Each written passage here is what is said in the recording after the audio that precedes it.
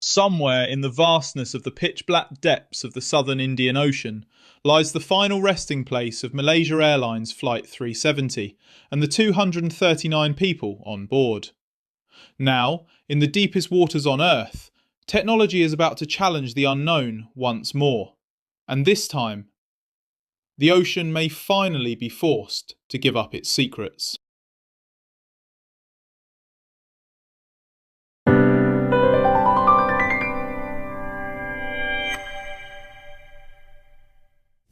The disappearance of Malaysia Airlines Flight 370 is not just a mystery.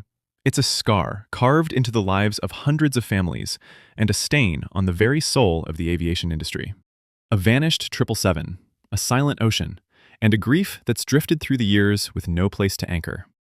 While they waited, in vigils, in living rooms, in the unbearable space between anger and acceptance, other lesser people found opportunity in the uncertainty. For some, this tragedy has never been anything more than a source of online content, a platform, a place to perform, a grifter's playground carved out of other people's loss. And now, as a new search readies up, some of those voices are trying to get loud again. Not out of concern for truth or for trying to find the plane, but out of fear. Because discovering MH370's final resting place doesn't just solve a mystery. It ends a narrative. It ends livelihoods built on pseudoscience, speculation, and the video co-pilot jet strike pack. In short, it ends the grift. But far from the noise, beyond the comment sections and conspiracy threads, something real is happening. Something very real, and something very exciting. Ocean Infinity's returning to the Indian Ocean, not with hope alone, but with machines built to map sheer darkness, algorithms trained to read the ocean floor, and a robotic armada of AUVs with neural networks capable of reaching where humans never could. For the families, this mission represents something deeper than technology. It's their best chance yet for answers, for truth, and for the moment when absence might finally be replaced with understanding. This search is different, sharper, wiser, more powerful. And to understand why it matters, what makes this search so different, and why it may finally succeed, we have to begin with the story of why the last search fell short.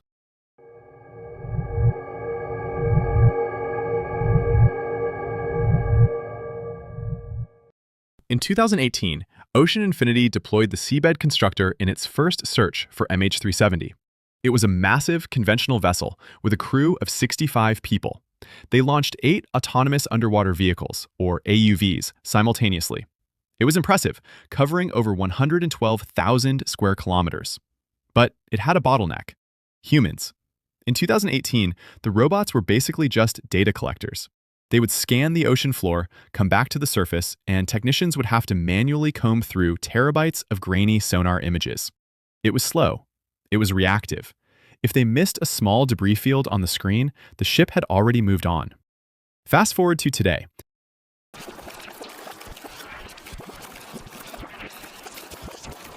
The 2025 to 2026 mission utilizes Ocean Infinity's Armada concept. These aren't just ships. They are robotic platforms designed to be lighter, greener, collaborative, and capable of staying at sea far longer than any human crew could endure. When you look at this fleet and just how much Ocean Infinity has invested in Armada, you get the sense that something else is also happening here. Ocean Infinity isn't just looking for a plane. They're stepping onto the world stage. By taking on the most famous, most difficult search in aviation history and doing it on a no-find, no-fee basis, they're effectively betting $70 million, along with their very reputation, on their entire Armada fleet. It almost feels like an audition of sorts.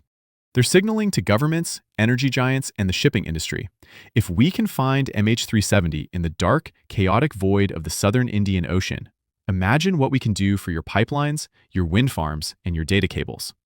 This isn't just a search mission anymore. It's a global demonstration of power.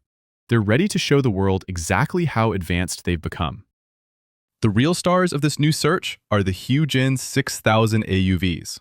These are 6-meter-long, distinct orange mega-torpedoes, or unmanned mini-subs, if you will.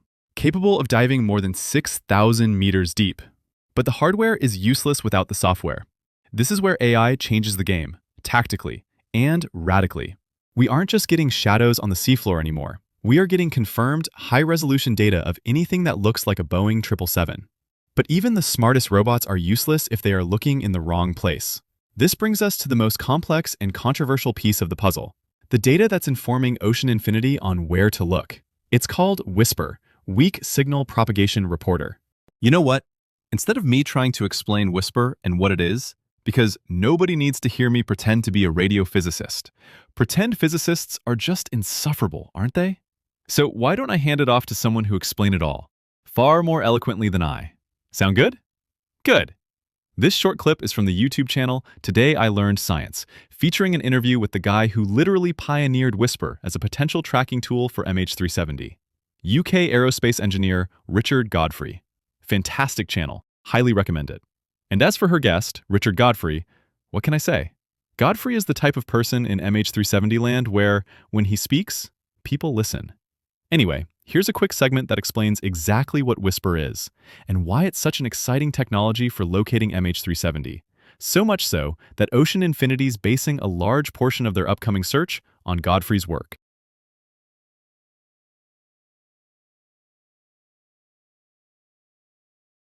Would be a game changer, and it's called WSPR. That stands for Weak Signal Propagation Reporter. WSPR is designed to test the strength of radio frequencies.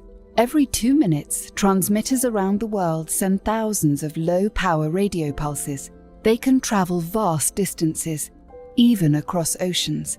And anytime a major object, like a plane, passes through any of these radio paths, it causes a disturbance, and that disturbance is recorded on WSPR. Additionally, all the data collected in the original search that led to the 7 arcs only gave a radius of where the plane pinged in the air, so basically a circle of where the plane might be.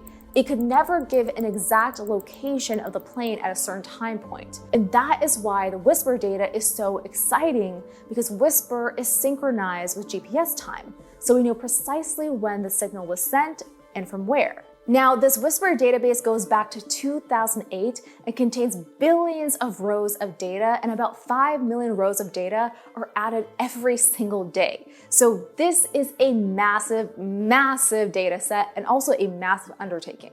Godfrey was able to narrow down his search by analyzing all the WSPR data in the southern Indian Ocean on March 8, 2014, the day of the disappearance. And his persistence paid off. Godfrey discovers 2 anomalies of the southern Indian Ocean the night MH370 goes missing. And those 2 disturbances grew to 130 disturbances that map out the flight path of MH370, and the disturbances end just outside the 7th arc in an area that has never been searched before.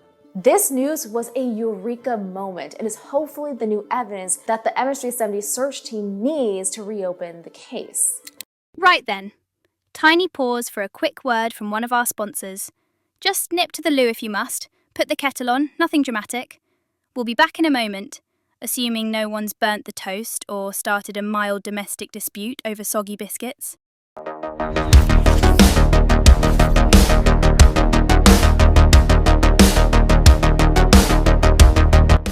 Still stuck in maybe?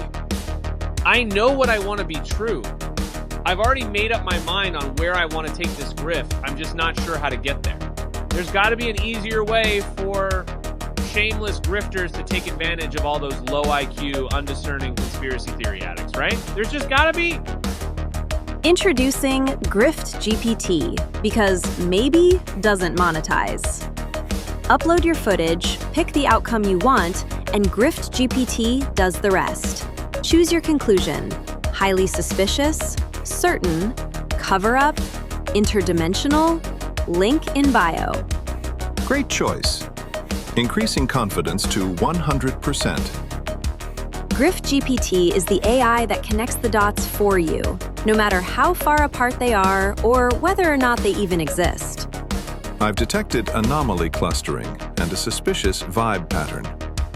Experts in the replies, radar data, satellite data, ocean drift modeling? Your ass from a hole in the ground.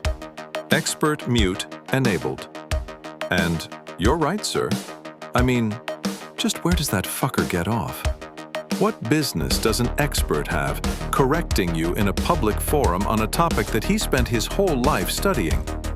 And with our patented maybe delete feature, cautious, nebulous language becomes certainty.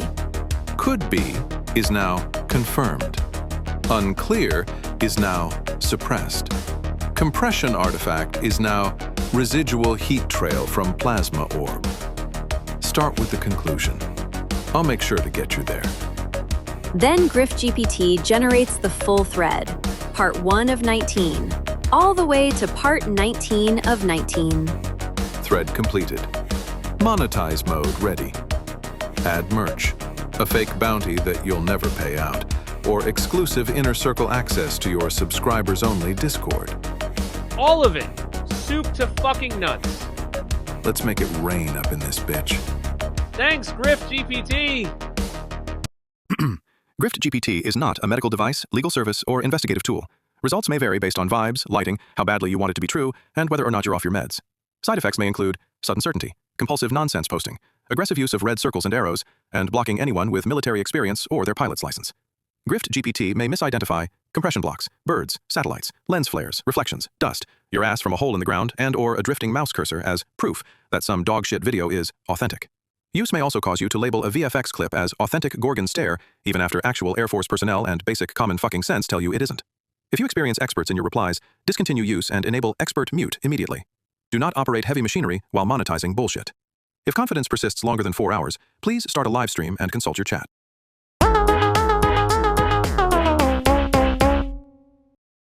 To understand it, you have to imagine the Earth as a giant invisible spiderweb.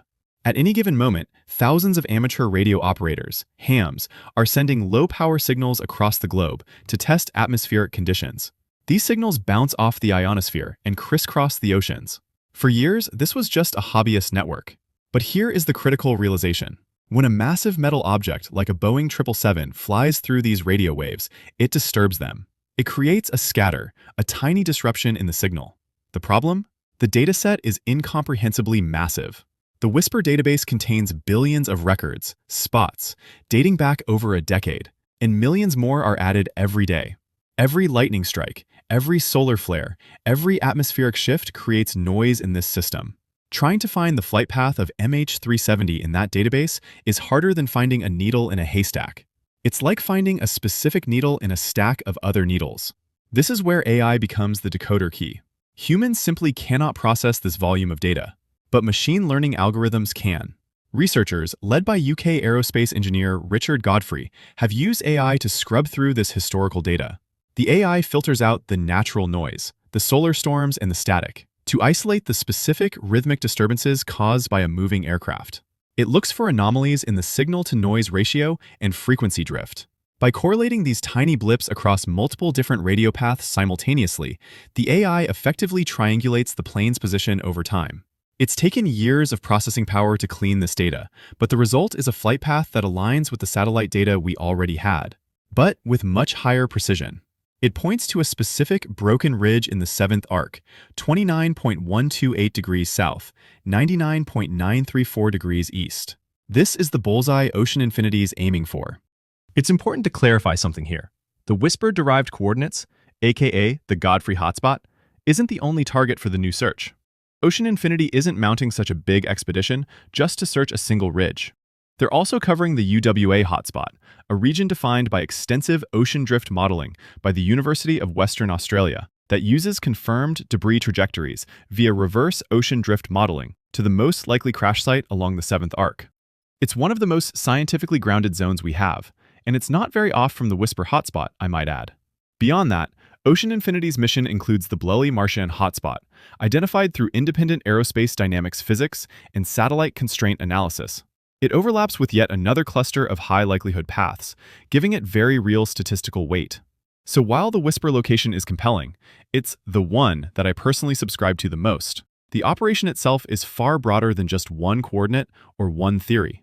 Ocean Infinity is running a multi-hotspot, cross-validated sweep, targeting every high-probability area where years of data, modeling, and independent research converge. So, this isn't a narrow search. It's the most comprehensive, multi-layered, and technologically capable hunt ever assembled for MH370. And those in the online peanut gallery who are already poo-pooing this new search before they've even arrived on station, well, I think it's eminently fair to ask the question, why are they so bothered, so clearly shook by this new, data-driven search? What exactly are they so pissy about? The specter of finding MH370 and solving what is, inarguably the greatest mystery in aviation history, ought to be exciting, inasmuch as any tragedy can be. But the very real possibility that we're, for the first time in more than a decade, close to solving this mystery and helping to give the families of those who were lost some real closure, that's a good thing. If I were to don my tinfoil conspiracy cap for a moment, I'd almost believe that there's grifters out there who'd actually prefer we don't find the plane. As for me, I don't care whether we find MH370 at the Whisper hotspot, off the shores of Greenland, or in Puget fucking Sound, just so long as we find the plane. Another critical component of what makes this search so different from the last is the technology inside of the machines doing the hunting. The Hugin 6000 isn't a drone. It isn't a sub. It's a fully autonomous deep ocean survey platform, a 6-meter torpedo built for the darkest, coldest, quietest places on Earth. Each vehicle can dive to 6,000 meters and stay down for 2 to 3 days at a time, flying just meters above the seabed with surgical precision. At that depth, there is no GPS. There is no sunlight. Yet Hugins can still navigate within a few meters of accuracy over tens of kilometers. That alone borders on science fiction. But the real power isn't in the shell. It's in the sensors. The Hugin carries high-SAS synthetic aperture sonar, the gold standard of deep ocean imaging. Instead of blurry shadows, high-SAS stitches thousands of tings into ultra-crisp, centimeter-scale photographs of the seafloor. A landing gear door, an engine fan case, even a fragmented fuselage panel. They all stand out like someone drew a box around them. Alongside that is a high-frequency multi-beam echo sounder, building a 3D terrain model of every ridge and trench it passes over. A sub-bottom profiler that can see into the sediment and detect partially buried debris. And a magnetometer, able to sense the magnetic fingerprint of large metal objects long before they come into view. When an anomalous object is detected, the Hugin can descend for a close pass using onboard ultra-high-definition cameras and laser profilers, capturing millimeter-level detail in total darkness with its own LED lighting system. But here's the real leap forward. In 2018, AUVs were just tape recorders. They gathered data and waited for humans to interpret it. Today, the Hugins run real-time AI, neural networks trained on thousands of examples of man-made debris. If the vehicle sees something geometric in a world of natural rock, it doesn't have to surface and ask permission. It can autonomously turn around, rescan, descend, and verify the object on the spot. No waiting. No missing an object because the ship moved on. No relying on human eyes after days of survey fatigue. They are equipped with onboard automatic target recognition, or ATR. Here's how the tactic works. As the Hugin glides over the seabed, its synthetic aperture sonar is feeding live data into an onboard neural network. This AI has been trained on thousands of images of man-made debris, engines, fuselages, landing gear. If the AI sees a shape that doesn't belong, something geometric in a world of organic rock, it doesn't need to surface and ask a human for permission. It can autonomously decide to alter its mission. It will circle back. It will descend closer. It will switch to a high-frequency camera or laser scanner to get a verification pass. It does this in real time, underwater, cut off from the surface. And Ocean Infinity doesn't launch one of these machines. They launch several at once. A coordinated ensemble, sweeping the ocean floor in parallel, compressing months of search time into a fraction of what was possible a decade ago. This is not the 2018 search. This is not a single ship dragging a single sensor through a patch of water. This is a wolf pack of intelligent robots, armed with the best seafloor imaging technology on Earth, executing the most advanced autonomous search ever attempted. If MH370 is there, these are the machines that can find it. So, here we are, just days away now. On December 30th, Armada 8605's engines will start. Its AUVs will dive. The ocean will be challenged once more to give up its secrets, so that the families of those who were lost can finally begin to find the closure that they've deserved from day one. There's a distinct and palpably heavy weight to this mission. The no find, no fee contract implies a very real confidence, but there's no guarantees in life, much less in searching the unforgiving depths of the southern Indian Ocean for a plane that we still don't have a definitive impact site, such as we had with Air France 447. It took the BEA several searches and more than 2 years to find her, in mildly better topographical conditions and exponentially more datasets for which to base the search than MH370. Before we wrap up, let's take one last quick pause. I want to show you a real short clip from another excellent channel I highly recommend. It's called Wings, and I'll link to the video in the description. In their video about the mystery of MH370, they do a great job of grounding all of the difficulties in the search for 370, in part by comparing the search we're about to embark on with the search for Air France 447. I know we've already briefly touched on it, but I think this will help show just how deeply sobering the comparison really is. Air France 447 was tragically lost in better topographical conditions, with far more data to work from, and it still took multiple search efforts and more than 2 years to finally locate the wreckage. And that context matters, because it reminds us just how gargantuan this task before us really is, even when you're doing everything right. It took 2 whole days for Australian search teams to reach there. 2 powerful storms had swept through the area since MH370 had disappeared, making the job of spotting debris even harder. Surface debris is normally the first step in finding a missing plane, but it is not a guarantee. Before MH370, the largest and most expensive search in aviation history takes place here, 8,000 miles away in the Atlantic Ocean. It was a search for the wreck of Air France Flight 447. Air France 447 was on its way to Paris from Rio de Janeiro in Brazil. On its way, whilst over the Atlantic Ocean, it encountered severe thunderstorms. Around 4 hours into the flight, the plane's onboard computers sent a burst of emergency warnings. Then, it just goes silent. A search begins. This search team has a known flight path, an accurate final location, and they also spot surface debris within 5 days. And yet, despite all of this, it takes 2 years, 4 expeditions, and $40 million to find the plane. That is how hard finding a plane in the ocean is. MH370 has an unknown path, unknown final location, and no debris. That's how difficult finding MH370 is going to be. If the Whisper or UWA or Blelly-Marchand analyses are wrong, or if the plane glided further than the AI predicts in each, the AUVs could find nothing but silence. But this is the first time we've combined the latest in autonomous robotics with the latest in machine learning data science. We aren't just looking harder, we are looking smarter. For the families who have waited over a decade, this fusion of technology, determination, and the indomitable spirit of mankind represents the best hope yet for success, for truth, and for closure for the families.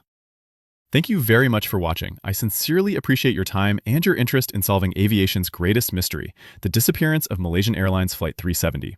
I'll be tracking Armada's progress day by day, so please come back and join us for the next one. Godspeed, Ocean Infinity.